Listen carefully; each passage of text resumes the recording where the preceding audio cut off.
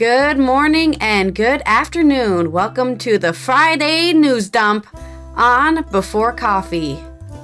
We're going to cover all the stuff we didn't cover this week and finish and tie off some stuff for the weekend because it's New Year's weekend and it's going to get ready to change those calendars and start writing 24 on your dates because I know I'll forget and I'll say 2023 for at least 3 more months. So have a happy new year. Let's get into our news stories. Headlines. Today on Before Coffee.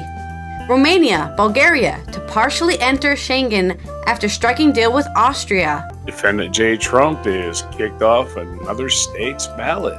Antwerp, Icebrook, Madrid. Where are Europe's most beautiful train stations? And it's the last day of the year, the last day of the week, and the last day of the month. We look at notable deaths in December, Michigan Republican fake elector, and we build a new electric battery. Boxing Day bluster. John Cleese apologized for comparing Donald Trump to Adolf Hitler. And those stories and more, which is December 29th, 2023. No Interruptions Day on December 29th, 2023 on... I know I said the date.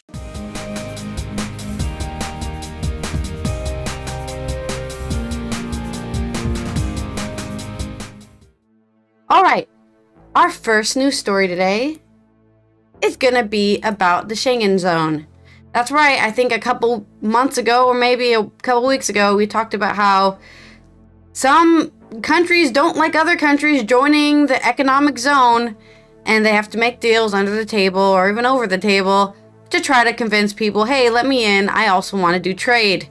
This is from Merit Gwyn Jones on Euronews. Romania and Bulgaria have struck an agreement with Austria to partially join Europe's borderless Schengen travel zone by March 2024, Bucharest and Sofia have confirmed. The political agreement will allow Romania and Bulgaria to join the Schengen zone by air, sea, and sea only, with further negotiations to follow on land borders, the Romanian Interior Ministry said on Wednesday. Austria has been blocking both countries' accession to the Schengen over concerns it could lead to an influx in irregular migrant arrivals in Europe via the Turkish and Western Balkan routes. Oh no, not immigrants! There are 27 countries currently in the Schengen area. 23 of them are European Union states and over 423 million citizens. Romania and Bulgaria have been seeking access for more than a decade. Welcoming the agreement on social media platform Facebook, Romanian Prime Minister Marcel Ciolasu said, "After 13 years, Romania will finally join the Schengen. We have a political agreement." As of next March, Romanians can benefit from the advantages of the Schengen area by the air and sea, he added. I am also convinced that in 2024, we will close negotiations on land borders. Bulgarian Prime Minister Nicolae Denkov confirmed on Thursday that an agreement was reached after complicated negotiations. After 12 years without much progress on the Schengen, today we congratulate ourselves on this indisputable success of Bulgaria, Denkov said. The European Commission has considered both countries be ready for the Schengen accession since 2011, but EU states had blocked an agreement over fears regarding the rule of law and an increase in migration. Austria was the last member state to partially drop its veto. Up until December, it continued to argue that the Schengen area needed to become better before it could become bigger, and claimed that the EU lacked sufficient resources to effectively patrol the external border. The Netherlands had previously voiced similar concerns. Earlier this month, Austria showed signs of compromise with a proposal for partial entry via air only, known as Air Schengen, which helped break the deadlock. The move was a part intense negotiations mediated by Spanish rotating president of the Council of the EU. But difficult talks on both Eastern European countries' access to the Schengen passport-free zone by land will continue until the new year. Austrian Interior Minister Gerhard Karner had requested increased presence for Frontex officers along the Bulgarian, Turkish, and Romanian-Serbian borders, and more EU funds to protect those borders from irregular migrant surges. Bulgaria's Prime Minister confirmed on Thursday that as part of an upcoming negotiation on joining the Schengen by land, the European Commission would provide support to protect the EU's external borders with Turkey and Serbia. Both countries are considered popular routes in Europe for asylum seekers. Oh no! Ah. What is... Oh darn. Not migrants. I really just don't get it. Are we really just like overpopulating out the ass right now? Or is it just populist talk points? I have no idea. I'll have to actually read some data about this other than politicians screaming, "The migrants, watch out!" And then I'm going, why should I watch out for them? What are they doing? Oh, they just coming here. Oh no, not that. Yes. Like, I understand here in the north of the Netherlands where there is not a lot of housing. There's a housing crisis. I understand here where people are like, oh, migrants. But the rest of the Netherlands has plenty of houses. It's only because everyone wants to live here, because these are the 4 biggest or 5 biggest cities are all right here in the north of the Netherlands, which is why there's a housing crisis, because that's where all the big cities are. But technically, right, if a migrant or asylum seeker is just here to get away from whatever country they're trying to escape from, they can live in the eastern side just fairly enough. Of course, the problem with the eastern side of the Netherlands is that it's full of a bunch of aristocrats and racist. But, you know, so is everywhere, really, because of populist talk points. Everyone hates migrants, no matter why you're here. Oh, you don't belong here. Get out. They want to hold on to. Yeah. That's my story. Self-identity.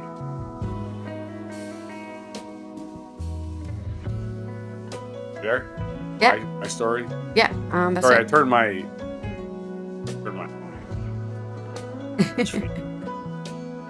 That was driving me crazy. I hate pausing after every word.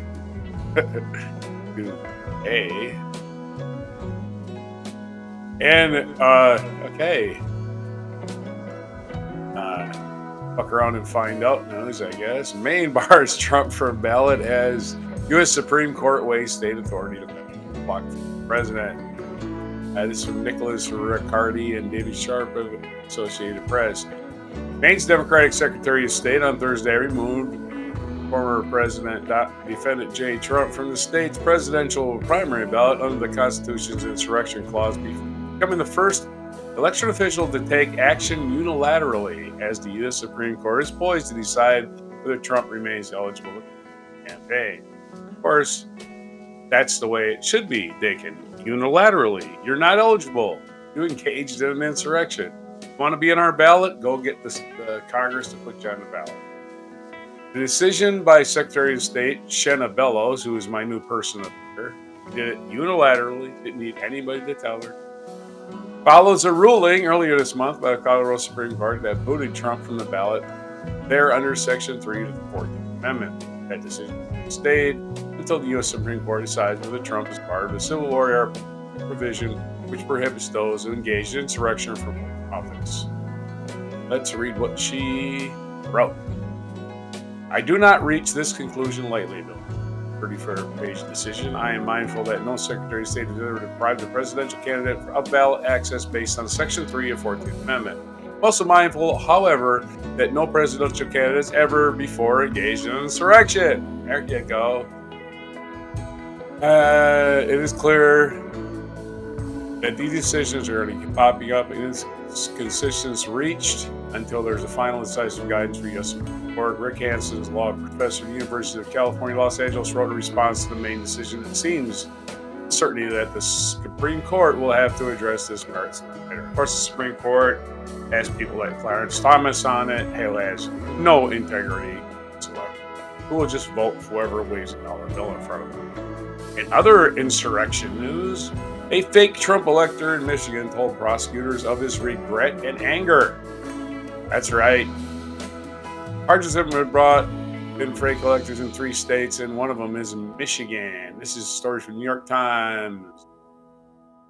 Danny Hakeem, one of the Republicans in Michigan who acted as a fake elector in Donald J. Trump's, expressed deep regret about his participation, according to a recording of his interview with the state attorney general's office that was obtained by the New York Times. The elector, James Renner, thus far the only Trump elector who has reached an agreement with the Office of Michigan Attorney General Dana Nessel, which brought criminal charges in July against all 16 of the state's fake Trump electors. In October, Ms. Nestle's office dropped all charges against Mr. Renner after he agreed to cooperate. Mr. Renner, 77, was a late substitution to the roster of electors in 2020 after 2 others dropped out. He told the Attorney General's office that he later realized after reviewing testimony from the House investigation of January 6, 2021 attack on the Capitol that he and other electors had acted properly. I can't emphasize how I once read the information in the January 6 transcripts, how upset I was that the legitimate process had not been followed, he said. I thought it had been walked into a situation I shouldn't have ever been involved in. Okay, well, there's a guy who's obviously was a moron a couple years ago, and now he's no longer a moron. How that happens sometimes. Notable deaths in December we shall cover in further new briefings. We'll start with, now let's get this out of reading.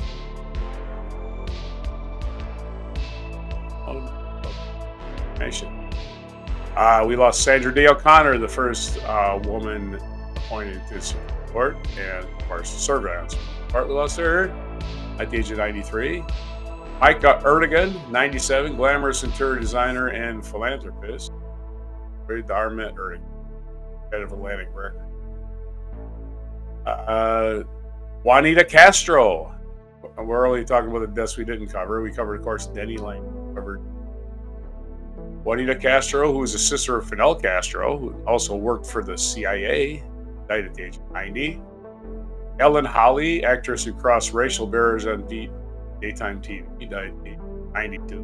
Ryan O'Neal, actor, famously father of Tatum O'Neal, starred in Love Story and was married to Farrah Fawcett. Actually, I don't think they ever got married. Dr. Gao Yajoy, 95, died at the age of 95. He was a doctor who exposed rural China's AIDS epidemic. George Cahoon, 86, died of 86. Executive who brought Big Macs to Moscow. Actor Andre Braugher, 61, died at the age of 61. Actor on Homicide in Brooklyn 99. Michael Blakemore, died at the age of 95. A lot of these people getting into their 90s. He was the director who pulled off a unique double Tony feat. I guess he must have won Tony's the same director. I don't know. I would have to read that. Luis Barrasso died at the age of 59, who engineered or widened Google's reach. So, not going to call. Ted Morgan died at the age of 91. He's a Pulitzer Prize winning writer who straddled 2 cultures. Stood there over top of them. George McGinnis, American basketball player, died at the age of 73. Mike Gritch died at the age of 100. California winemaker who stunned the French. Richard Hunt, sculptor who transformed public spaces, died at the age of 88. Sheikh Nawaf, the Emir of Kuwait, died at the age of 86. Dan Greenberg, popular satirist of women's sex and Jewish mothers, died at the age of 87. Robert M. Solow, Nobel-winning theorist of economic growth, died at the age of 99. Antonio Negri, 90, in prison, but also celebrated philosopher, died at the age of 90. Paula Murphy, once the fastest woman on wheels, died at the age of 95. Covered Tommy Smothers. Wolfgang Schäuble, 81, died at strict... Well, he died. All these people. Strict politician of German and European unity. Gaston Glock, guy who invented the gun that bears his name, died at the age of 94. Hope L, performance artist who explored have-notness, died at the age of 68. Herb Kohl, Wisconsin senator and former owner of the Milwaukee Bucks, and of course the Kohl's Stores owner, died at the age of 88. Guy who started Kohl's, or his family started Kohl's. And the last death we're going to cover in December, Jacques Delors, died at the age of 98, architect of European Unity and Euro's father. So 2 guys who are architects of European Unity died this month. So that's our deaths of 2023 December. Back to you.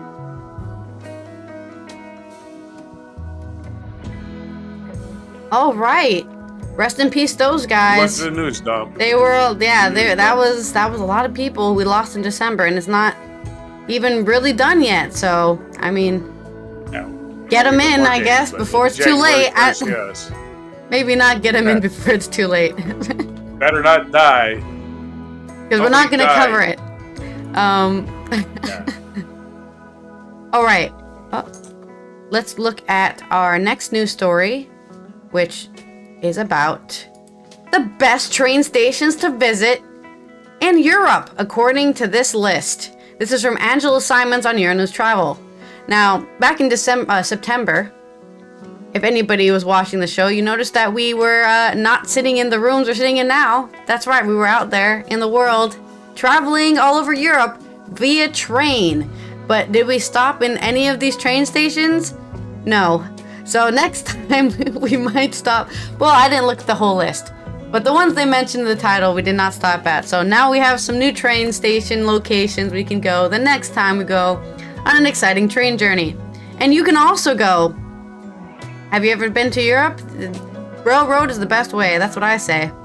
From a railroad cathedral to an underground art exhibit, plan your next trip around these beautiful stations in Europe.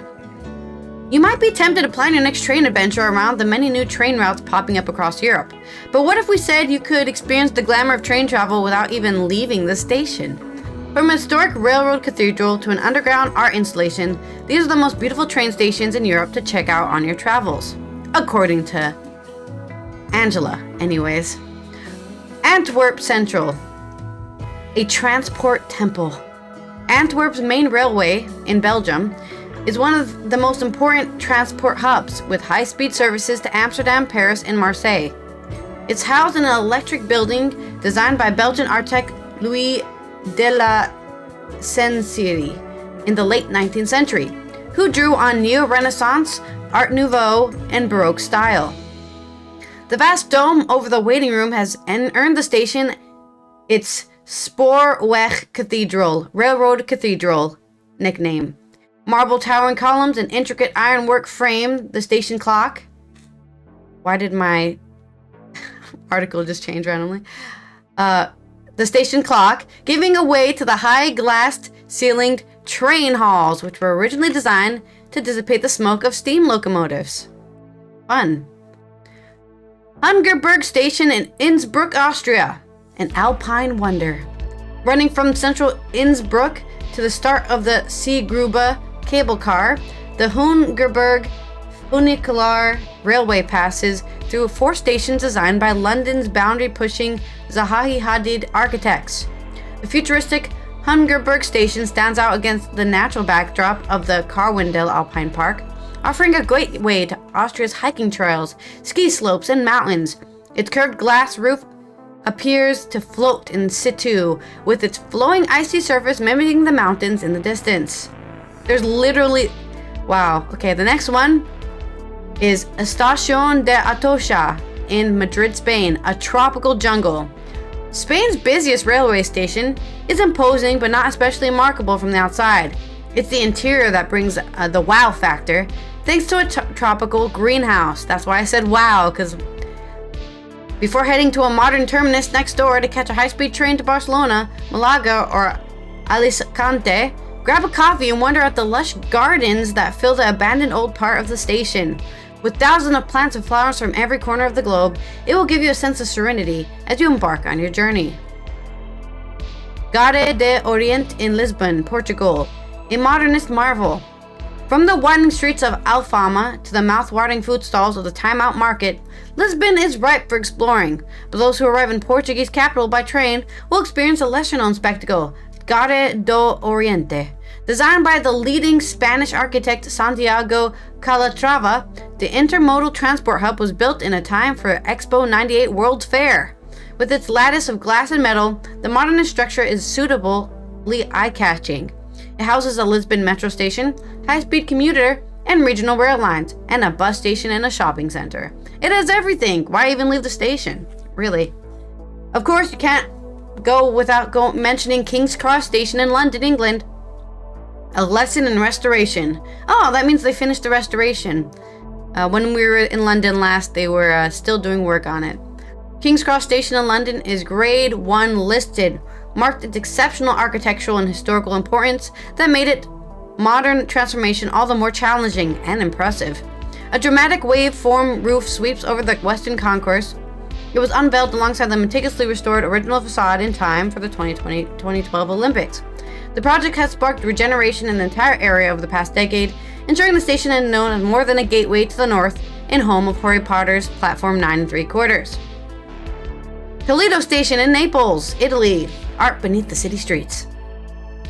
A shimmering sea of blue mosaic deep beneath an old Naples neighborhood has injected creativity into the area. Accessed by a 40-meter escalator that's very long, the Toledo Metro Station is part of the city's... Why does my article keeps on skipping? Because the website has a mode where you can go left to right to go to the next article. Like, you can just keep scrolling. Okay, where were we? Accessed by a 40-meter escalator, the Toledo Metro Station is part of the city's Stazioni dell'Arte project, which saw internationally renowned architects and designers make their mark on Line 1 metro stations. Before you get to the station's ocean-inspired depths, you descend past mosaics of the city's history and sunshine yellow displays. São Bento in Porto, Portugal. Another Portugal station. Portugal is known for its pretty azulejo tiles, some of the most impressive of which can be found in Porto São Bento train station. Around 22,000 tiles make up a 551 square meter panel, which depicts scenes of Portuguese history and rural life. They were designed and painted by the renowned artist and potter Jorge Calaco and unveiled in 1903. Rotterdam Central Station in Rotterdam, the Netherlands. A sustainable hub. After being destroyed by the bombing in World War II. Sorry, my article changed again. I don't know why that keeps happening in the middle of my reading the article. Right at the end too. Okay. After being destroyed by a bombing in World War II, Rotterdam charged headlong into the future and embraced modern design. Yeah, the entirety of Rotterdam is the modern city, so to say. While most of the other cities try to keep their older buildings, Rotterdam had to rebuild everything from the ground up because it was actually carpet bombed to ruins. Central Station's latest incarnation, revealed in 2014, features an imposing glass and metal facade that gives way to a warm and welcoming wood interior. The platforms hosting high-speed trains to Amsterdam, Brussels, and Paris are flooded with light from glass ceilings that are filled with one of the largest rooftop solar projects in Europe. The station offers parking for over 5,000 bicycles to complete the sustainable picture. So there's all of your stations you need to go visit in Europe next year. Put them on your list.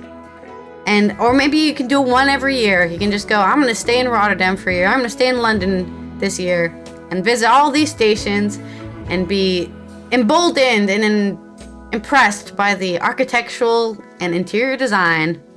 Onto your story. Stay at a hotel right next to the station. Yeah. Or in the station. A lot of hotels there's a lot of station hotels.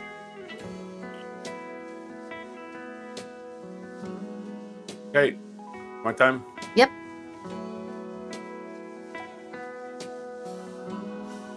Okay, we have an in-depth article here from Engadget.com about how to build a less explodey lithium battery and how to build a less explodey, they invented a new one. How we built a less explodey lithium battery and kickstarted the EV revolution. This is a story from Andrew Tarantola, senior editor.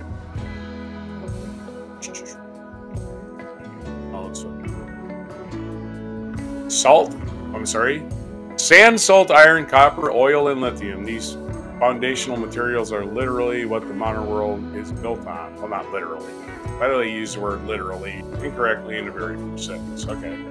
Without sand for glass, say goodbye to our fiber optic internet. No copper means no conductive wiring. A world without lithium and a world without lithium is a world without rechargeable battery. In the final installment of Hitting the Brakes for 2023, we bring you the expert from the fantastic material world, the 6 raw materials that shape modern civilization by Ed Conway, a finalist for the Financial Times and Schroeder's Book Year Award. All right.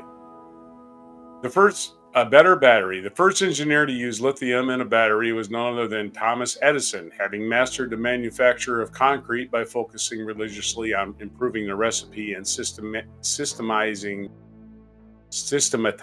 its production. He sought to do much the same thing with battery.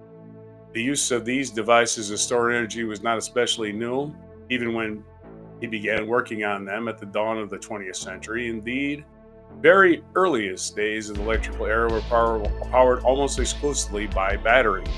Back before the invention of dynamos and generators that produce most of our electricity today, the telegraphs and earliest electric lights ran on primitive battery.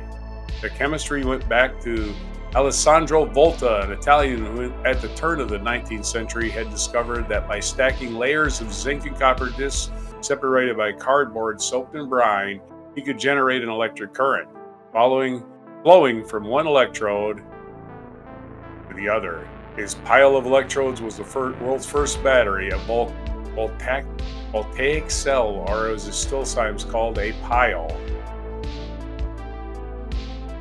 That brings us to the prickly question of what to call these things.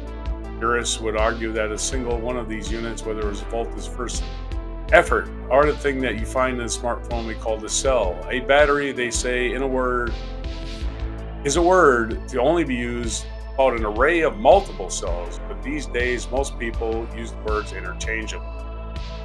Half a century later, French physicist Gaston Planté came up with a first rechargeable battery using a spiral of lead electrodes bathed in acid, housed in a glass container. Lead-acid batteries, versions of which are still used to help start car engines today, could provide quick bursts of power, but their relatively low energy density meant they were not especially good at storing power. In an effort to improve the chemistry, Edison began to experiment his way through the periodic table. Out went lead and sulfuric acid, and in came a host of other ingredients: copper, cobalt, cadmium, to name just a few of the C's. There were many other false starts and one major patent battle along the way, but eventually, after a decade of experimentation, Edison landed upon a complex mixture of nickel and iron bathed in a potassium hydrate solution and packed into the best Swedish steel. By Swedish steel, I have no idea. The only storage battery that has iron and steel in its construction and elements, read the advertising.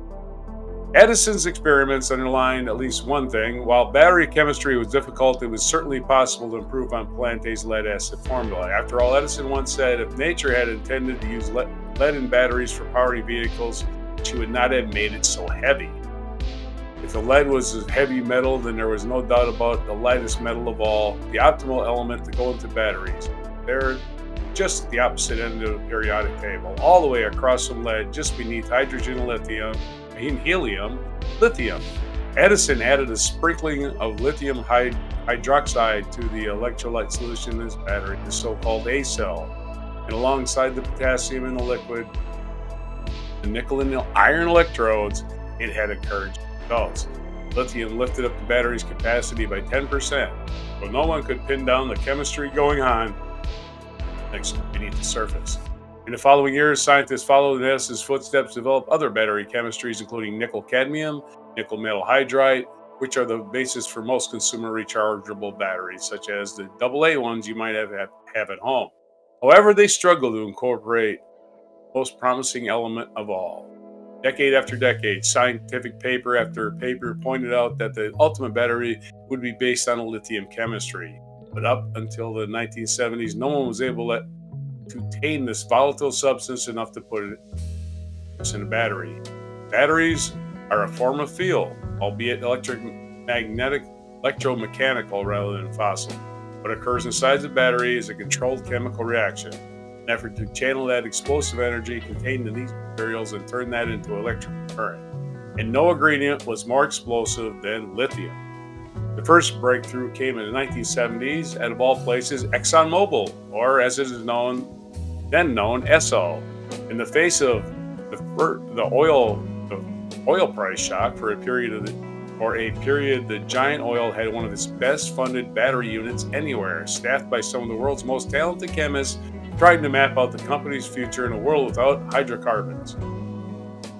Among them was a soft-spoken Englishman called Stan Whittingham. Soon enough, Whittingham, one of those eureka moments that changed the battery world forever.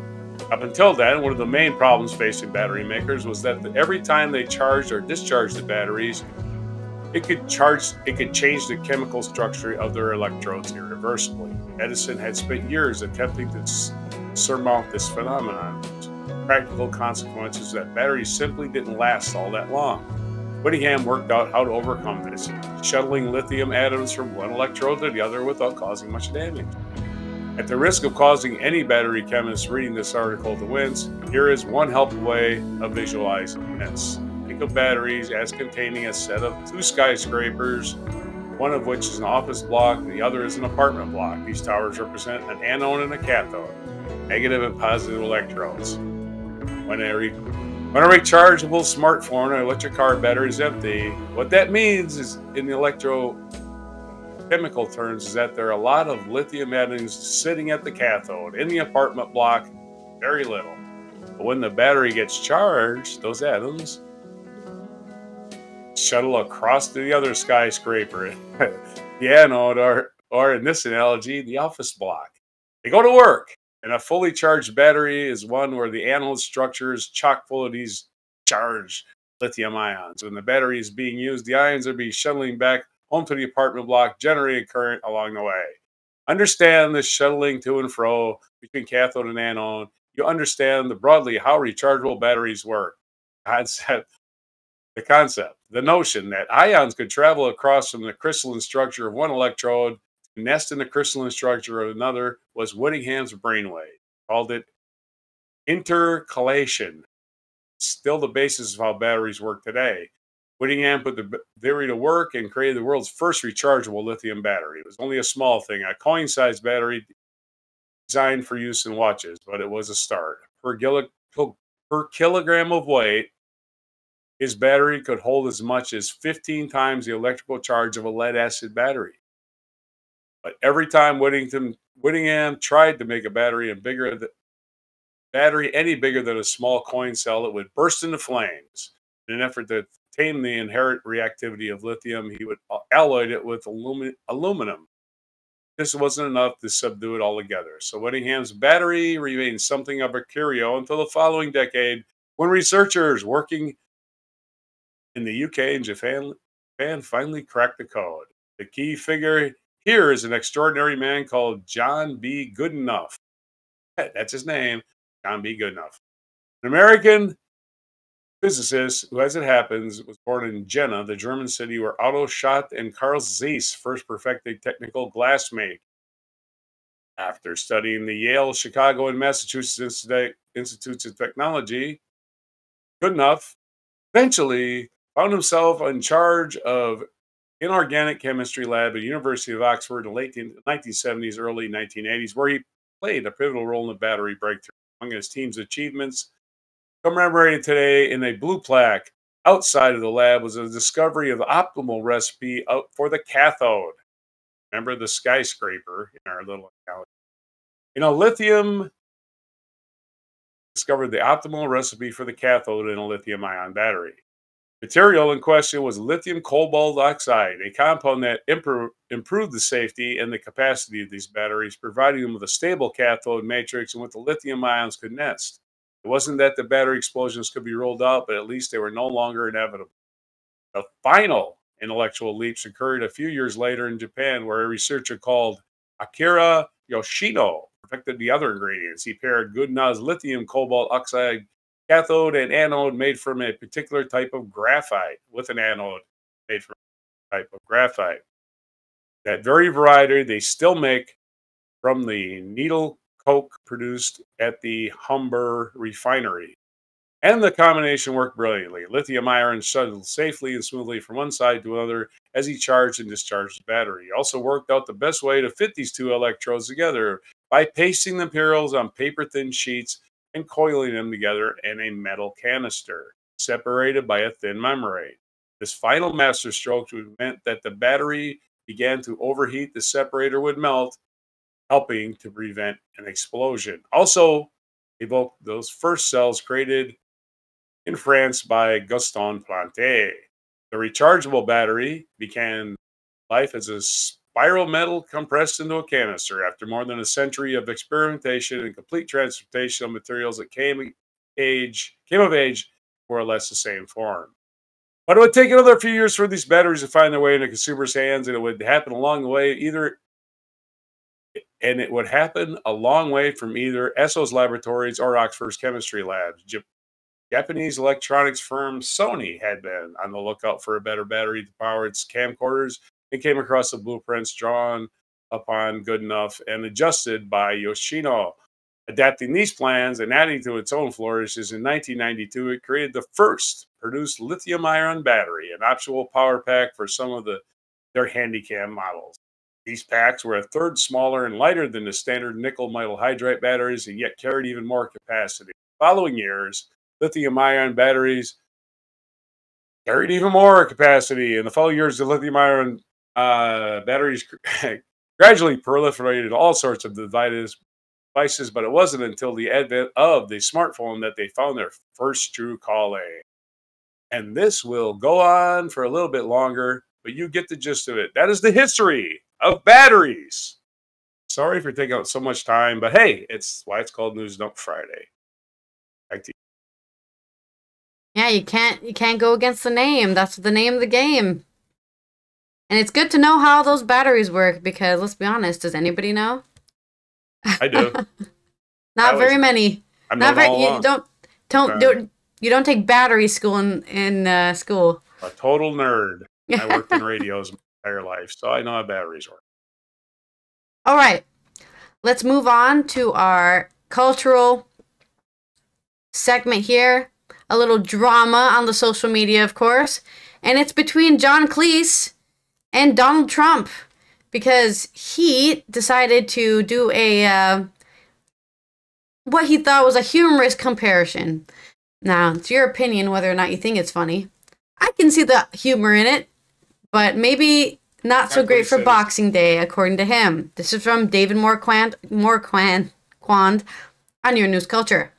The former Monty Python comedian, a list of ways in which Hitler was preferable to Trump, and apologized 4 minutes later. Former Monty Python John Cleese has apologized after posting a list of ways in which Adolf Hitler was preferable to Donald Trump. So the good things about Hitler compared to the bad things about Donald Trump. The comedian posted the original message on Twitter account on Wednesday, December 27th, before apologizing a few minutes later. 5 ways that Hitler was preferable to Trump, read the first tweet. 1. He fought for his country. He never used a teleprompter. He was nice to dogs. He wrote his own books. He never played golf. And he wasn't a big fat slob. That's the funny part. 5 ways Trump is preferable to Hitler. He doesn't practice genocide. He has nicer hair. 3 and 4 and 5 are blank.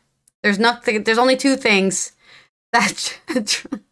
So we find it funny, but some people on the internet didn't find it funny. Why? It's funny. Cleese then wrote 4 minutes later, I would like to apologize for my last tweet. It was a very bad joke, especially on Boxing Day. It's because some people, right? Some people, even though this dude's dead, right? He died. Shot himself in the head, or whatever he did. Some people don't like talking about Hitler, especially Germans.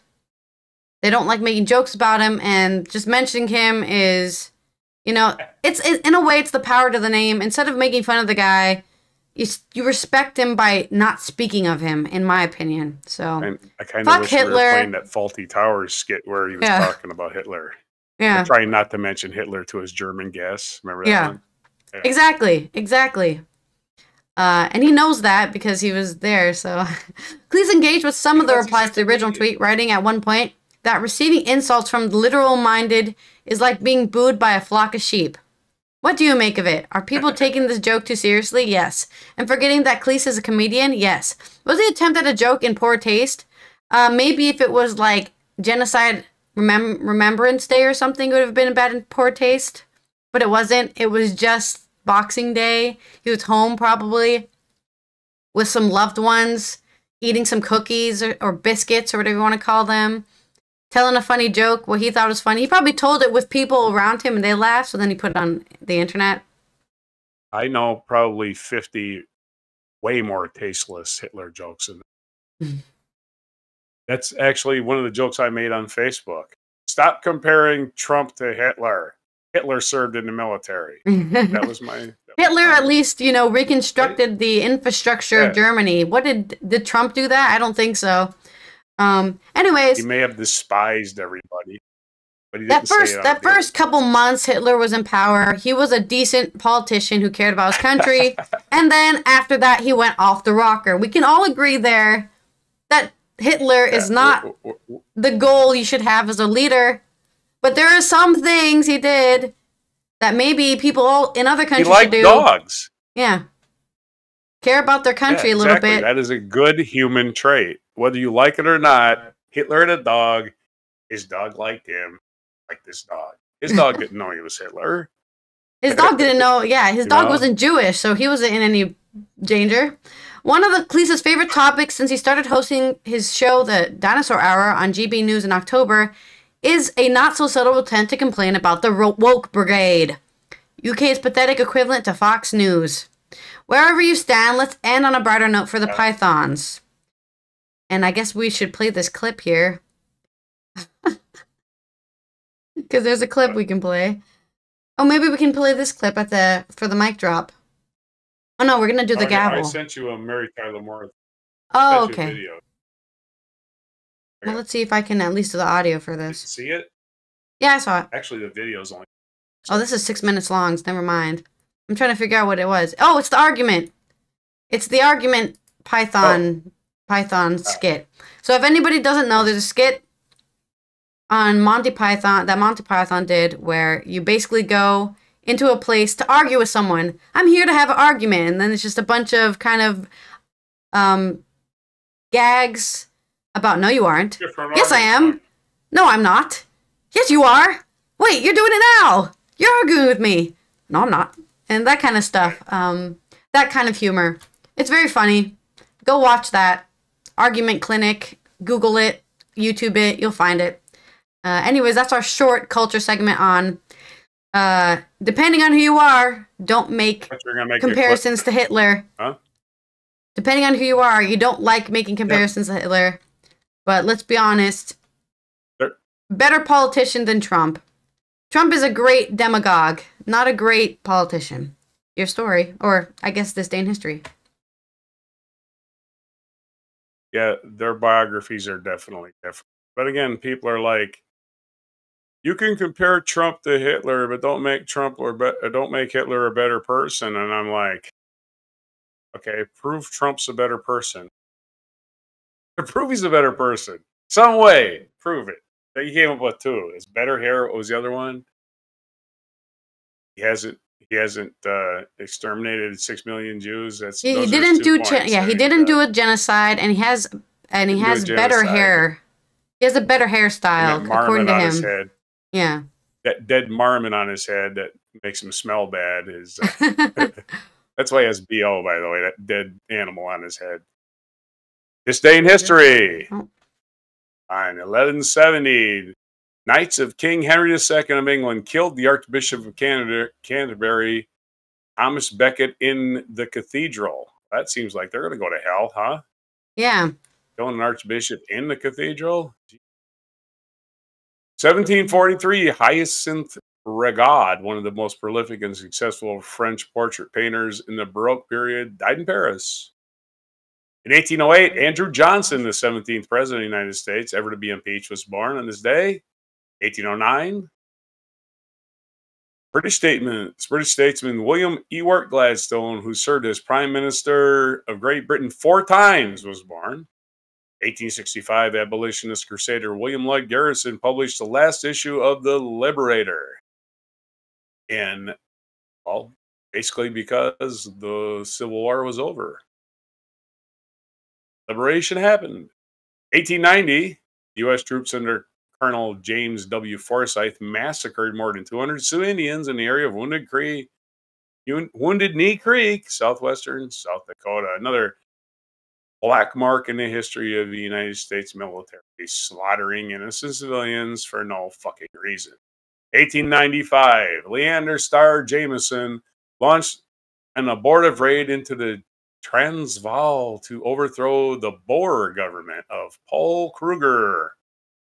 And December 29th, 1936 was the birthday of American actress Mary Tyler Moore, best known for her roles in two iconic TV sitcoms, The Dick Van Dyke Show and The Mary Tyler Moore Show. She was born this day in Brooklyn, New York. 1937, with the enactment of the new constitution, the Irish Free State became known as Ireland. 1998, leaders of the Khmer Rouge, the radical communist movement that controlled Cambodia from 1975 to 1979, publicly apologized for the estimated 1.5 million people who were killed during their rule. Oh, we were sorry. We're sorry. That was 1.5 million people died. He tripped over an extension cord. That's how it happened. I don't know. What's that? I said whoops. You said whoops? Yeah. Whoops. Of course, Hitler never apologized. Or maybe he did before he blew his brains out. That's another thing Hitler didn't do. There's three. He's never apologized. Although Trump's never apologized either. So, 2015, Guinea was declared free of Ebola by the World Health Organization, some 2 years after the deadly disease was reported in the country and sparked an outbreak of Western Africa. Of course, this is a major, major success by the Obama administration, sending doctors over there to cure it on site where it was happening instead of letting it spread all over the world. 2020, French designer Pierre Cardin, a pioneer in the design of fashion for men, died at the age of 98. Brazilian football star Pele died on this day last year at the age of 82. Our featured event this day in history in 1845, U.S. annexation of Texas approved. The annexation of the Republic of Texas, the United States approved the United States in this day in 1845, sparked by the Mexican War because the land between the Rio Grande and the Nueces River was disputed territory. Of course, it wasn't disputed territory at all because a bunch of Europeans moved, well, I'll just call it a bunch of white settlers moved in and said, we dispute this territory. That's how it became a disputed territory. It was never disputed. Not until somebody moved in and disputed. American history is fun.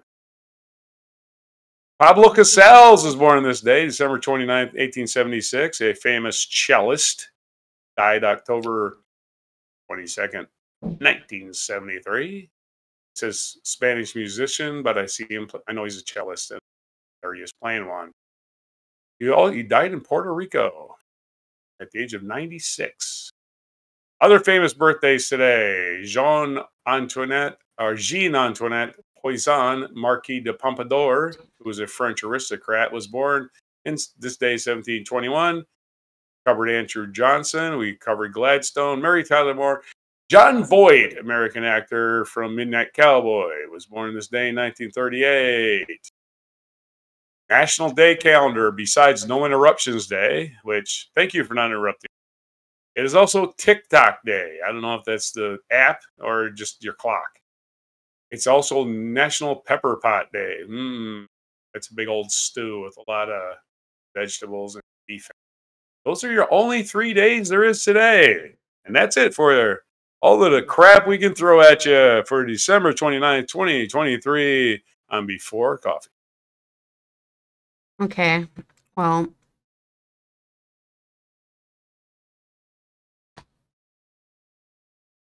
I have to download this. Oh, maybe I can just play it on my Do I need to milk this segment longer? I don't know. Can you? Oh, sure. Let's look up what pepper pot actually is. Oh, yeah. National Pepper Pot Day. National Pepper Pot Day celebrates a soup with deep roots and mythology. Go with it. Pepper pot soup is highly seasoned soup prepared with peppercorns, small bits of meat, tripe, vegetables, and broth. The dish may be familiar by the name Philadelphia pepper pot because it was brought to the area by people from Africa, the West Indies, and the Caribbean. Colonial black women served the dish in their homes, in the homes where they worked, and in markets. It is considered an early street food by many historians. Delicious. Any more information you need, I will tell you about TikTok Day since I brought it up. I brought up all of this stuff. TikTok Day, observed annually in December 29, reminds us to complete any unfinished business that might need addressing before the end of the year. Also, a good cross promotion for that Chinese app. As the end of the year approaches, many items call for our attention. Unfinished business usually needs to be wrapped up for the end of the calendar year. So you've got 48 hours plus another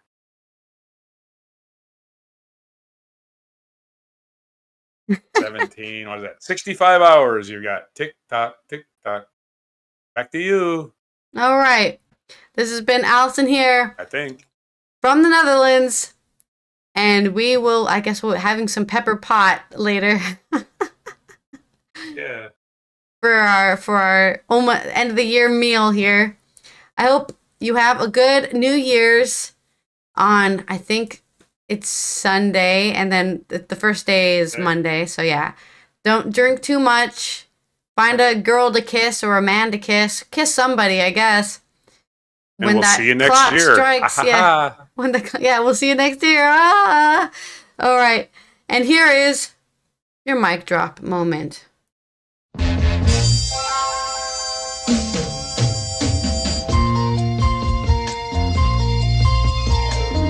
You can turn the world on with a smile. You can take a nothing day and suddenly make it all seem worthwhile. Well, it's you, girl, and you should know it. With each glance and every little movement you show it.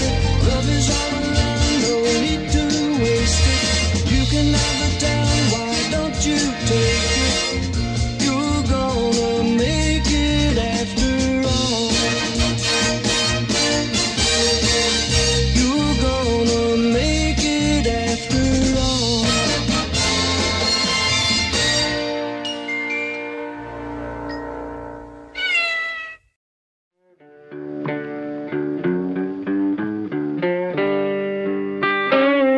Be sure to hit the like, subscribe, and notify buttons, and follow our other channels, Toxic Alley, History of Gravy, and Scratchy Old Records.